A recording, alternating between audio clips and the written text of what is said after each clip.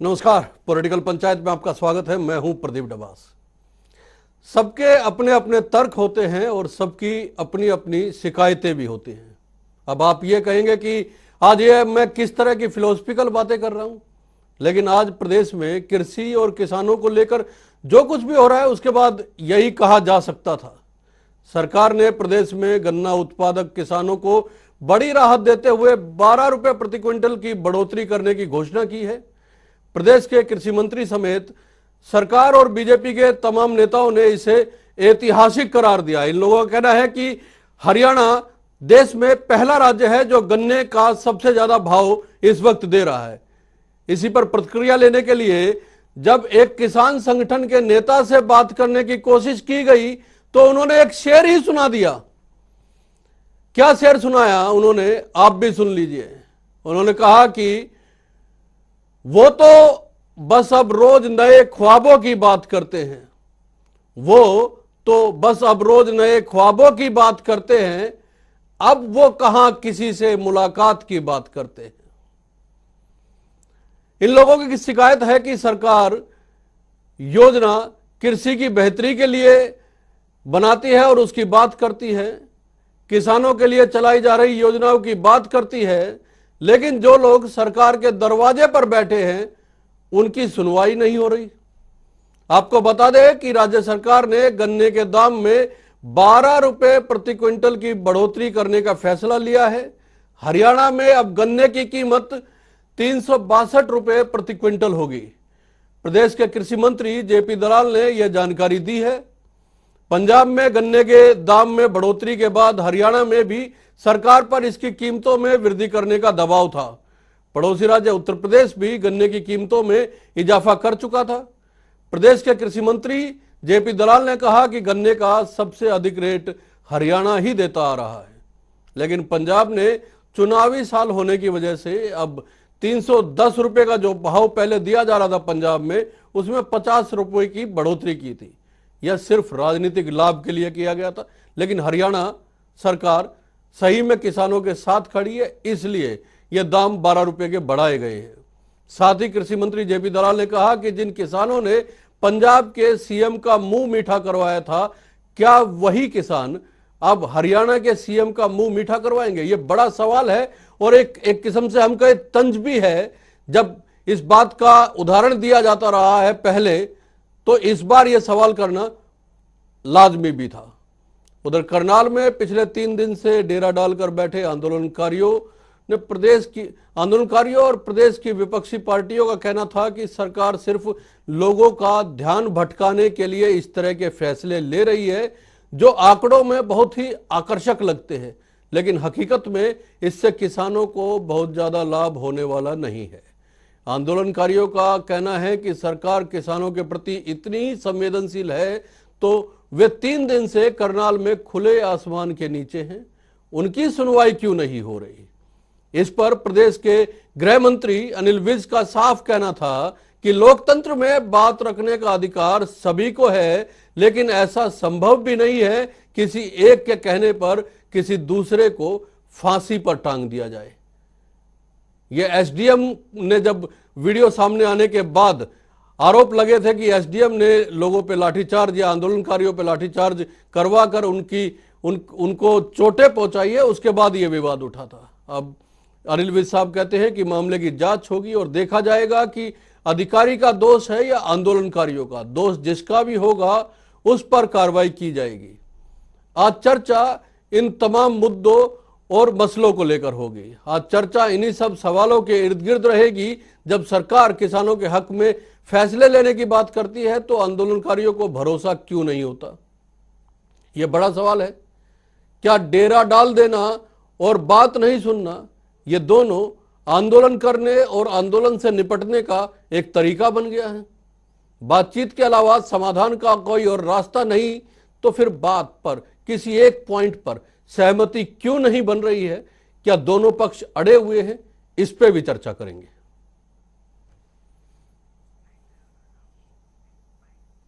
जी, सुन लेते हैं गन्ना के मूल्य वृद्धि पर क्या कहा प्रदेश के कृषि मंत्री जेपी दलाल ने, और करनाल में जो आंदोलनकारी बैठे हैं उस पर क्या कहना है प्रदेश के गृह मंत्री अनिल विज का। हमने मुख्यमंत्री जी से विचार विमर्श किया है और उनकी सहमति से हरियाणा का जो पिछले साल गन्ने का 350 रुपये रेट था और पंजाब ने 360 रुपये कर दिया है इलेक्शन ईयर होने की वजह से, हम 362 रुपये इसको डिक्लेयर करते हैं। पंजाब से 2 रुपये ज़्यादा होगा, सारे देश में सबसे ज़्यादा ऊंचा भाव 12 रुपये रेट। पंजाब ने पिछले 4 साल से 310 रुपये पंजाब में भाव था, 1 रुपया नहीं बढ़ाया। अब क्योंकि इलेक्शन ईयर है एकदम से 50 रुपये का उन्होंने जंप दिया और ये हमारे किसान जत्थेदार हमारे पंजाब के मुख्यमंत्री जी को लड्डू खिला के आए और किसान के नाम पर जो की कोशिश कर रहे हैं। मैं तो उनसे भी ये जो जत्थेदार हैं, जत्थेबंदियां हैं, उनसे प्रार्थना करूंगा कि कम से कम एक बार तो हमारे मुख्यमंत्री को गन्ने के भाव बढ़ाने के लिए, जो देश में सबसे ज्यादा है, मिठाई खिला के जाए। हम निष्पक्ष जांच कराने के लिए तैयार हैं, लेकिन हम खाली एसडीएम की नहीं करवाएंगे, हम सारे करनाल एपिसोड की करवाएंगे। उसमें अगर किसान दोषी होंगे, उनके नेता दोषी होंगे, तो उनके खिलाफ भी जो कार्रवाई बनती होगी वो हम करेंगे। जी, जिसके खिलाफ भी दोषी पाया जाएगा उसके खिलाफ कार्रवाई की जाएगी, ये कहना है प्रदेश के गृह मंत्री अनिल विज का। और जेपी दलाल साहब कहते हैं कि क्या अब हरियाणा के मुख्यमंत्री को लड्डू खिलाने के लिए, मिठाई खिलाने के लिए ये संगठन आगे आएंगे जो लगातार हरियाणा में आंदोलन कर रहे हैं और प्रदेश के नेताओं का घेराव करने की कोशिश करते हैं। जब सरकार अच्छे फैसले लेती है तो उसका स्वागत क्यों नहीं होता। हमारे साथ भारतीय जनता पार्टी से सत्यव्रत शास्त्री साहब जुड़ चुके हैं, सुरेश रोड साहब कांग्रेस से हमारे साथ हैं, विजेंद्र रेड्डू साहब इंडियन नेशनल लोकदल से और स्वामी इंद्र जी आंदोलनकारियों के नेता हैं। स्वागत है आप सभी का। सत्यव्रत शास्त्री साहब, ये शेर तो, इसका जवाब तो लेंगे आपसे कि बस अब वो रोज नए ख्वाबों की बात करते हैं, अब वो कहां कब किसी से मुलाकात की बात करते हैं। 3 दिन हो गए, आपने नए ख्वाब दिखाने का काम तो जारी है, लेकिन मुलाकात की बात पे फिर वही शेर जो सुनाया गया उस पे जवाब दे दीजिए सर। प्रदीप जी, ये ख्वाब दिखाने का नहीं है, ये हकीकत से रूबरू कराने का है जी। इससे ये जो ख्वाब बता रहे हैं, इससे किसान की जेब में पैसा जाएगा, ये केवल बनावटी चीज नहीं है कि पंजाब कांग्रेस की तरह 4 साल से 310 साल चुनाव आए, नैया डगमगाने को दिखाई दी तो 50 रुपए का इजाफा कर दिया और फिर किसान नेता उनका मुंह मीठा कराने गए। प्रदीप जी, मैं इस बात को किसान नेताओं से, स्वामी इंद्र जी बहुत वरिष्ठ नेता किसानों के हैं और आंदोलन में बहुत समय से कवर करते आ रहे हैं, मैं चाहूंगा ऐसे ऐसे हरियाणा सरकार ने कितने कदम किसानों के उठाए, चाहे बाजरे खरीद के लगाए, सरसों की खरीद के लगाए, कोरोना में घर घर से अनाज इकट्ठा करना, विद इन टाइम उनको पेमेंट करनी हो, लेट पेमेंट हो तो उनका ब्याज का भुगतान करना हो, कितनी फसलें एमएसपी पे खरीदी जा रही हो। हरियाणा के मुख्यमंत्री के यहाँ लड्डू का प्रोग्राम कितनी बार बन जाना था यदि ये पॉलिटिकल कार्यक्रम नहीं होता। केवल किसान का, अगर आखिर दे रही है ना, हो सकता है कि कम माने कोई, ठीक है, लेकिन ये तो नहीं कह सकते मैं कुछ दिया नहीं। और इतना देने के बाद भी एक भी किसान नेता ने एक कदम के ऊपर सरकार की बड़ाई नहीं करना, सरकार का धन्यवाद नहीं करना, ये कौन से आंदोलन है, कौन से किसान नेता है। विपक्ष होगा वो चाहे जितनी भी सरकार सत्ता पक्ष कुछ भी बढ़ा दे, उसमें कुछ नुक्ताचीनी निकालेगा, लेकिन जब किसान है या कोई कर्मचारी है उसको कुछ मिलता है सत्ता पक्ष से, तो चाहे वो 20 तारे 19 मिला हो, तो कम से कम 19 के लिए धन्यवाद तो बनता ही है। और मुख्यमंत्री को यदि पंजाब के एक लड्डू खिलाया जाए तो आधे लड्डू का हक तो मनोहर लाल जी का भी बनता है कि नहीं।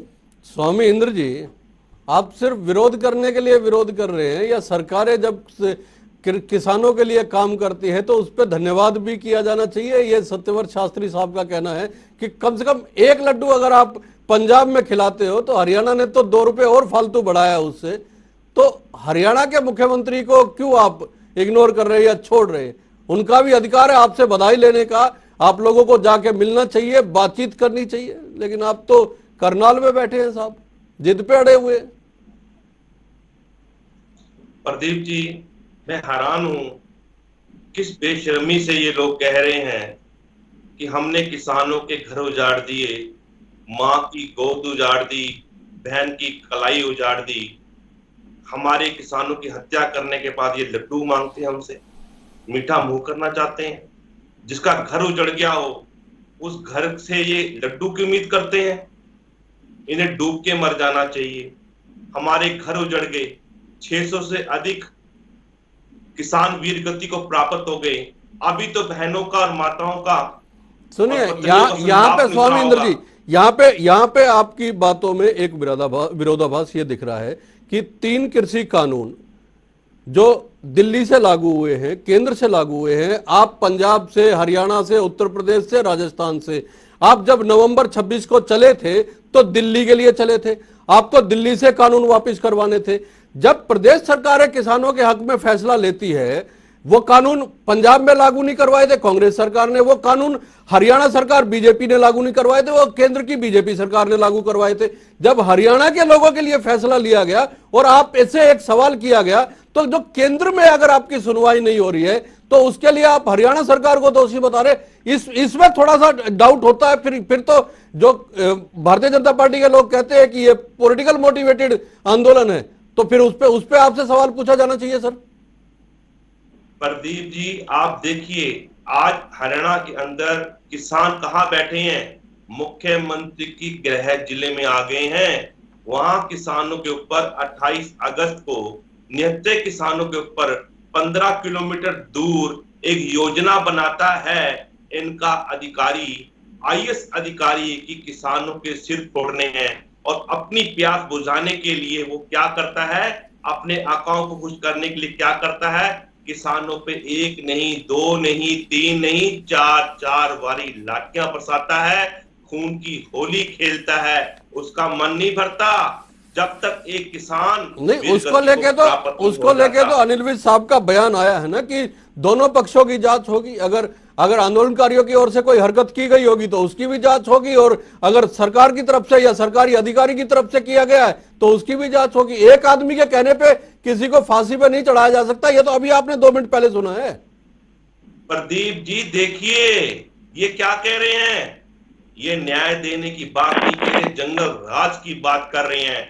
किसान, इस देश का आम नागरिक न्याय की गुहार कर रहा है। वो कह रहा है कि हे न्याय वालों, हे सरकार वालों, तुम न्याय करो, सुशासन करो, इस देश में कानून व्यवस्था लागू करो। ये क्या बोलते, नहीं, कानून से काम नहीं चलने वाला, यहाँ पर तो चाटुकारिता से काम चलेगा। बताइए शास्त्री साहब, बड़ा सवाल यही है जो हमने चर्चा के आखिर में भी उठाया था कि आज चर्चा इसी पे करेंगे कि जब समाधान, स्वामी इंद्र जी, जब समाधान बातचीत से निकलना है, सबको पता है कि और कोई रास्ता बातचीत के अतिरिक्त कुछ है नहीं।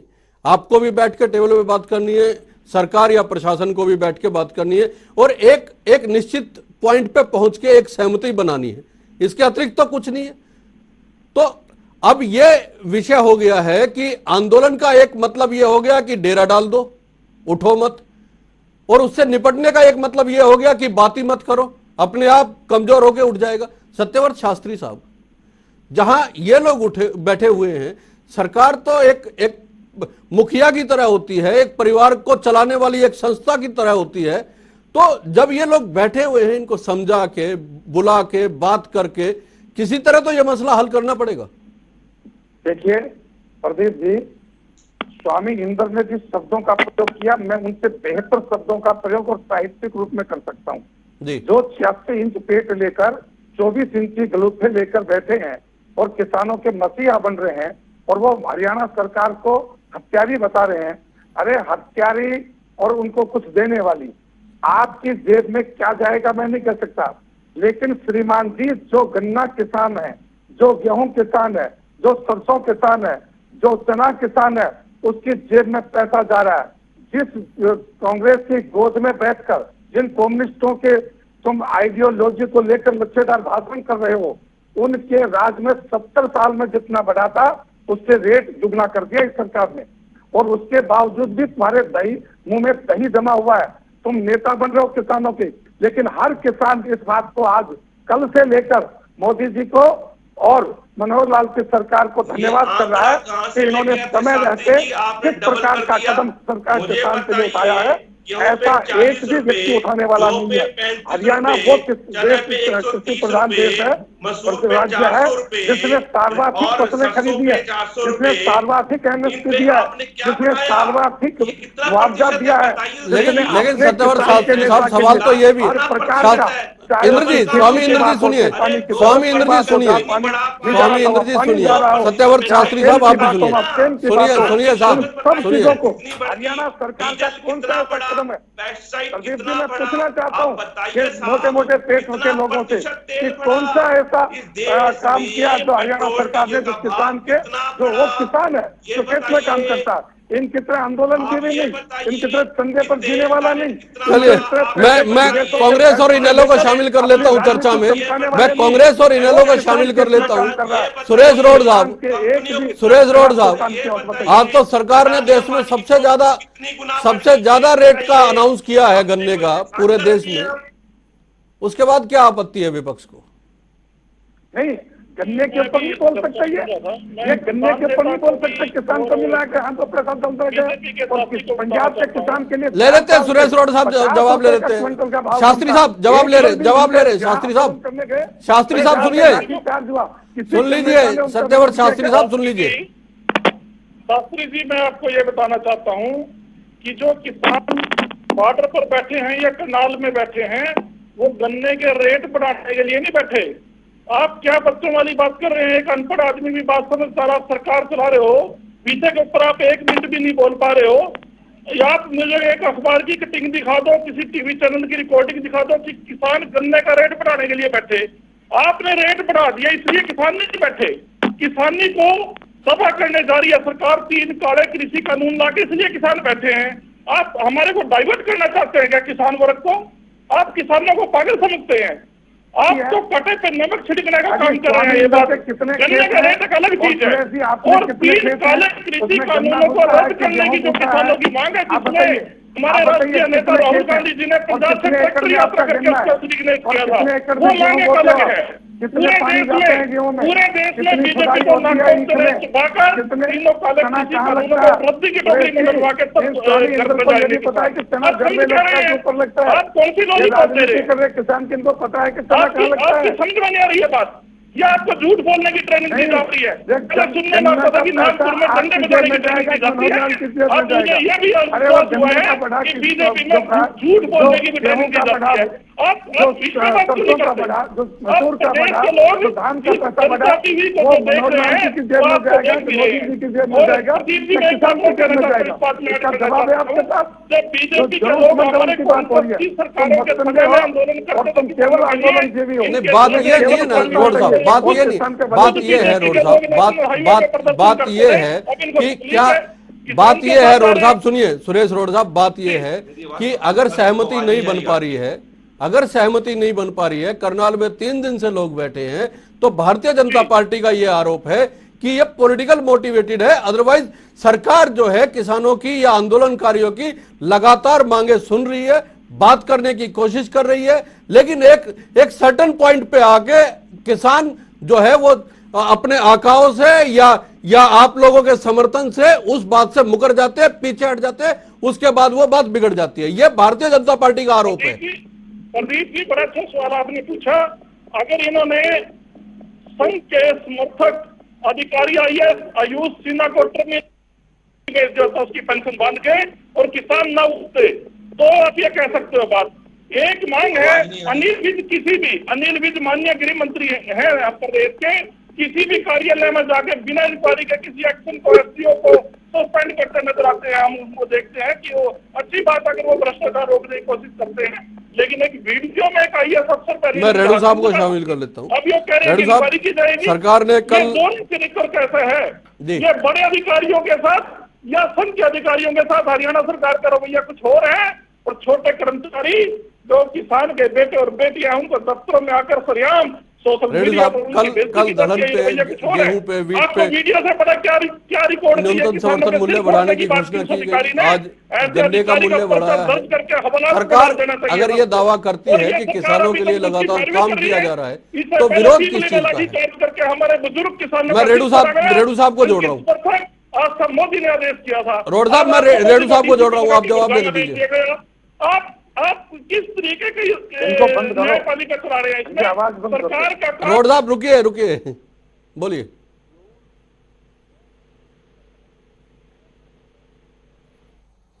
बोलिए रेड्डी साहब। 2020 में डीजल का रेट था 69 रुपए, जो आज 90 रुपए हो चुका है, यानी कि लगभग 30% की बढ़ोतरी।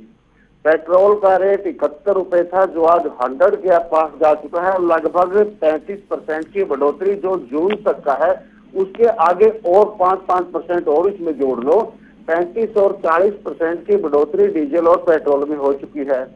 खाद के ऊपर भारतीय जनता पार्टी की सरकार ने 5% का टैक्स लगा दिया, दवाइयों पर 18% का टैक्स लगा दिया, और कृषि उपकरणों के ऊपर भी लगभग 18% का टैक्स लगाने का काम किया है।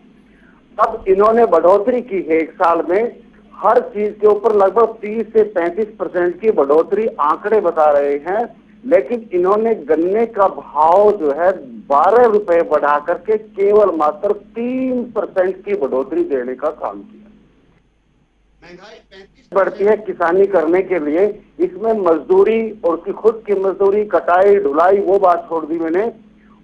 बढ़ोतरी होगी 35% की, और रेट की बढ़ोतरी कर दी 3% की, और 2022 में डबल करने जा रहे हैं। तो ये इससे बड़ा किसानों के साथ मजाक प्रदीप जी और क्या होगा। ये भारतीय जनता पार्टी वाले भाई हमारे कह रहे थे कि इनको भी आधा लड्डू तो मुख्यमंत्री मनोहर लाल जी का भी बनता ही है। मैं तो कहता हूं कि लड्डू खाने की बात कहां कर रहे हो भाई साहब। आप लगभग 150 से 200 किसानों के खूनों से रंगी हुई कुर्सी के ऊपर चंडीगढ़ में बैठ करके आप 35% की बढ़ोतरी के बदले में 3% रेट बढ़ा करके आप लड्डू की उम्मीद करते हो। किस मुंह से आप लड्डू मांग रहे हो? 1% भी आपको तो ये बात कहने में शर्म आनी चाहिए कि किसानों के साथ जिस प्रकार से ये सरकार मजाक करी है, ये बहुत ही बुरी बात है। दूसरी बात, ये सवाल तो 1 मिनट और हाँ जी, भाई ने कहा था कि ये केंद्र के कानून है। आपने भी कही थी ये बात कि केंद्र ने कानून बनाई है तो केंद्र से तोड़वाने का कोशिश करिए, उनको केंद्र से रद्द करवाने की कोशिश करिए। आपकी इस बात का भी मैं जवाब देना चाहूंगा। आपको याद होगी 2016 में पंजाब की कांग्रेस गवर्नमेंट ने वाटर एग्रीमेंट को एक झटके से तोड़ दिया था। वो वाटर एग्रीमेंट भी केंद्र सरकार का था। यदि हरियाणा सरकार चाहे, एक बार भी हरियाणा सरकार ने किसानों के हित में ये बात कहने का काम नहीं किया कि हम हरियाणा प्रदेश में किसानों की बात को मानेंगे और किसानों के अनुसार ही कानून बनाने का काम करेंगे। लेकिन बड़ी बहस तो इस बात को लेके भी है ना कि एक धड़ा इसको किसान विरोधी बता रहा है और एक धड़ा इसको किसानों के हक में बता रहा है। और ये शुरुआत से ही, जब से ये कानून लागू हुए, कुछ लोग जाके समर्थन भी देते हैं, कुछ लोग अपनी बधाई भी देते हैं जाके, और कुछ लोग इसका विरोध कर रहे हैं जो बॉर्डरों पे बैठे। ये तो सरकार भी कहती है कि ये पूरे देश का किसान नहीं है। प्रदीप जी, ज्यादातर किसानी हरियाणा प्रदेश, पंजाब, राजस्थान, मध्य प्रदेश, उत्तर प्रदेश में यहाँ है, और यहाँ पर ये आंदोलन जोर पकड़ा हुआ। मैं आपको याद होगी एक बार डिबेट में मैंने एक नया मकान बनाने के उदाहरण से ये बात समझाने की कोशिश की थी। मैं कहता हूं, मैं बार बार ये बात कहता हूं, हर डिबेट में कहता हूं, ये सरकार कहती है कि ये गुमराहित किसान है, ये आंदोलन जीवियों को किसी अन्य दलों ने गुमराह कर रखा है। लेकिन सत्यव्रत शास्त्री साहब, मैं जवाब ले लेता हूं। सत्यव्रत शास्त्री साहब, अगर ये लोग आंदोलन जीवी हैं, अगर आप इनको किसान नहीं मानते, देखिए मैंने कल भी ये सवाल पूछा था, अगर ये लोग आंदोलन जीवी हैं, यदि आप इनको किसान नहीं मानते हैं, ये 3 दिन से करनाल में बैठे हुए हैं, कल भी बीजेपी की ओर से ये बात कही थी कि ये लोग जो वार्ता करते हैं ये किसान है ही नहीं। अगर आप इनको किसान नहीं मानते हैं, किसान प्रतिनिधि नहीं मानते हैं, आप इनको बहकाए हुए, बरगलाए हुए मानते हैं, तो फिर आप बातचीत क्यों कर रहे हैं इन लोगों के साथ? आप वो कीजिए जो सरकार को करना चाहिए, और अगर आप वो नहीं कर सकते तो फिर बातचीत से नतीजा निकालिए कोई। सर देखिए, सरकार को नहीं समझाते इनको, सरकार समझा इनको, समझा लो, बता लो, समझा लो, मना लो, कैसे भी कर लो, आंदोलन खत्म करो। ये उचित नहीं है। हम इनको आंदोलनकारी मानते हैं, और आंदोलनकारी भी अपने ही देश के नागरिक हैं। यदि उनकी कोई मांग है, उनका एजिटेशन है, उनके साथ लगता है कि कोई गलत हुआ है, तो उसके लिए भी सरकार बैठती है। और किसान की बात होती है तो किसान के लिए भी बैठती है। किसान नहीं बैठा, लेकिन किसान की बहुत बड़े समूह ने कल सरकार से, परसों सरकार से। अच्छा, एक बात का जवाब दे दीजिए सत्यव्रत शास्त्री साहब, आप बेहद बुद्धिजीवी है। ये जो 10 लोगों को आप कहते हैं या 40 लोगों को आप कहते हैं कि ये किसान नहीं है, ये बहकाए हुए हैं या पॉलिटिकली मोटिवेटेड लोग हैं, लेकिन इनके पीछे जो लोग बैठे हुए हैं, जो रोज जाके बैठते हैं, समर्थन देते हैं, गांव से उठ के आते, वो भी किसान नहीं है क्या? लेकिन मैं देखिए, किसान है, लेकिन जो आ रहे हैं उनसे ज्यादा लोग भी तो बैठे हैं पीछे। यदि आप अपने पास कैमरा रखिए, और मैं जनता टीवी को धन्यवाद करूंगा कि कैमरा लेकर आप 5 दिन बाद बॉर्डर के ऊपर जाइए कि कितने लोग बैठे हैं। इन रोडों पर हम भी तो घूमते हैं ना जी, दिल्ली से लेकर हिसार तक हम भी घूमते हैं। 50 आदमी नहीं बैठे मिलते। कई बार तो ऐसी स्थिति होती है कि 5 आदमी ताश खेलने वाले बैठे होते हैं। आप कैसे कहेंगे किसान है? और जब किसान है, एक मैं आपको और बात करिए, यदि किसान रोड पर बैठा होता तो पिछले साल से ज्यादा फसल, अच्छी फसल इस बार पैदा हुई है।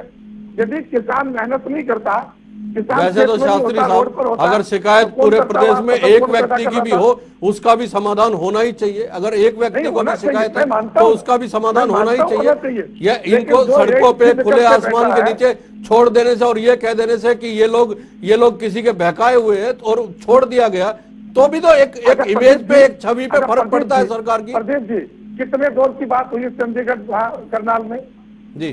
4 दौर की बात हुई ना। जब मैंने कल चुडोनी साहब का बयान सुना, चुडोनी साहब कहते हैं कि हमारी पहली मांग थी कि कर्मचारियों पर 302 का मुकदमा करो।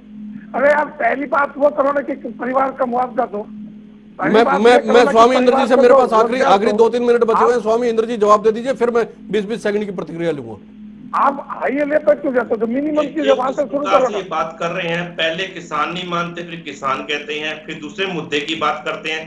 जब मुद्दा किसान उठा ही रहा है तो मुद्दे सुनते कहाँ हैं?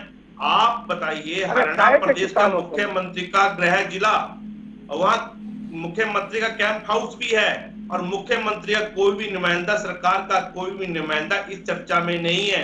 प्रशासनिक अधिकारी की क्या औकात, उसकी क्या ताकत कि वो मुख्यमंत्री से ऊपर होकर फैसला कर ले? ये जो काम एफआईआर दर्ज करने का एक पुलिस के मुंशी का है, मुंशी तक को ताकत नहीं दे रखी है कि आप किसी के ऊपर शिकायत भी दर्ज करा सके जो किसानों पे अत्याचार करता है। आप निष्पक्ष जांच हो, हरियाणा प्रदेश का टीवी चैनल के ऊपर आज जनता टीवी पर कहो कि आप निष्पक्ष जांच करवाइए। आप बोलो, करो। आखिरी 20 सेकंड, आखिरी 40 सेकंड है। 20 सेकंड सुरेश रोड साहब आपके पास है। रोड साहब आप बोलो, अभी बोलो। और अभी बात करते हैं काले कृषि कानूनों को रद्द कराने की है, और किसान शांतिपूर्ण तरीके से करनाल हो से दिल्ली बॉर्डर हो, वहाँ पर बैठे हुए हैं। सरकार के कान पे जूं नहीं रेंग रही। चाहे वो अधिकारियों का लाठी चार्ज का आदेश हो या किसानों को 20 सेकंड रेणु साहब आपके पास है। मैं स्वामी इंद्र जी आखिरी सवाल लेके आपके पास आऊंगा, 20 सेकंड में जवाब दीजिएगा। रेणु साहब। हाँ, मैं ये जवाब लेना चाहूंगा स्वामी सत्यजीत शास्त्री जी से। इन्होंने कहा था 4 दौर की वार्ता हो चुकी है। एक गाड़ी का शीशा तोड़ दिया जाता है, देशद्रोह का मुकदमा लगता है। एक काले झंडे दिखाए जाते हैं, देशद्रोह का मुकदमा लगा दिया जाता है। और जहां पर एक मौत हो जाती है, किसानों के सिर फोड़ दिए जाते हैं। किसानों ने शुरू में मांग की थी कि इसको सस्पेंड कर दो, आयुष सेना को। क्या इतना भी हक नहीं बनता कि सरकार उनको सस्पेंड कर दे? एक सवाल जो सत्यव्रत शास्त्री साहब ने उठाया है, मैं स्वामी इंद्र जी से जवाब ले लेता हूं, फिर खत्म करूंगा। स्वामी इंद्र जी, सत्यव्रत शास्त्री साहब ने यह कहा है कि क्या निष्पक्ष जांच की मांग नहीं करेंगे आप? दोबारा बोलिए। क्या निष्पक्ष जांच की मांग नहीं करेंगे आप? बिल्कुल निष्पक्ष ही जांच कर रहे हैं। हमने समय दिया था 6 तारीख तक का, उसके बाद किसान ने आंदोलन खड़ा किया, तब हम करनाल आए। आप क्यों कह रहे हैं? किसने कहा? सरकार का कहना है, भारतीय जनता पार्टी का कहना है कि निष्पक्ष जांच की मांग किए बगैर सीधा सस्पेंशन का और एफआईआर की मांग की जा रही है, जबकि किसान नेताओं का कहना है कि जांच की मांग करने के बाद ही यह आंदोलन खड़ा किया गया था। 6 तारीख तक का टाइम दिया गया था। बहुत बहुत धन्यवाद, नमस्कार।